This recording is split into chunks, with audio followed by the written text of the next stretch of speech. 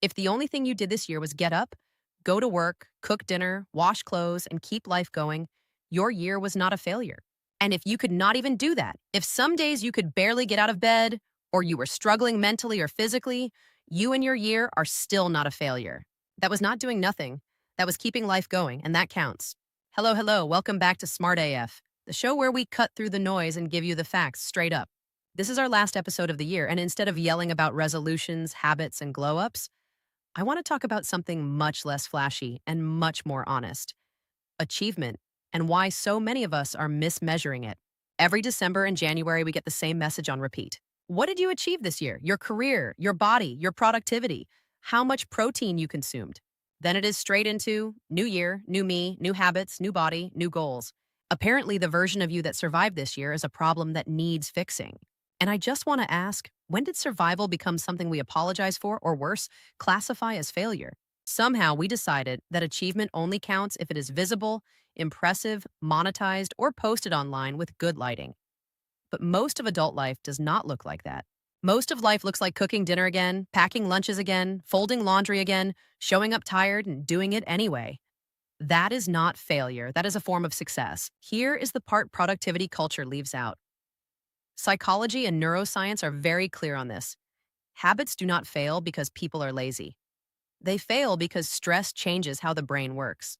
When your nervous system is under pressure, money stress, caregiving, burnout, illness, poor sleep, your brain prioritizes survival over optimization. Motivation drops, decision making suffers. Willpower is not infinite. So if this year felt heavy and you could not level up, your brain was not broken, it was doing its job. You will often hear people with significant career or financial success say, "We all have the same 24 hours in a day." And technically, that is true. What is not the same is the support inside those 24 hours. There's a big difference between waking up at 6, exercising, showering, and eating breakfast someone else prepared, with kids already dressed and lunches packed, and waking up at 6 knowing that exercising would have required to get up at 4 a.m., or breakfast is skipped, everyone is late, and you leave the house half dressed and stressed. Time is equal. Load is not. We talk a lot about growth years, but nobody talks about holding years. Years where the achievement was not falling apart, not quitting, getting through the day, or sometimes just getting through the hour. And I want to be very clear here. If this year you could not keep routines going, could not stay productive, could not show up the way you wanted to, that does not make you a failure. Struggling mentally or physically is not a moral flaw. Being unwell is not a character defect. Being exhausted is not a personal failure. Sometimes the work is not building. Sometimes the work is sustaining. If you spend this year caring for kids, caring for parents, caring for everyone but yourself, or just trying to stay afloat, you did work that does not get trophies or applause. But it is an achievement. And if you spent this year barely functioning, barely coping, or just trying to stay alive, that still counts. That is still success. Keeping routines going counts. Keeping people fed counts. Keeping yourself functioning, even imperfectly, counts. And if you could not do those things because your body or mind would not cooperate, that is not failure. That is still success. These years may not look shiny, but they are load-bearing achievements.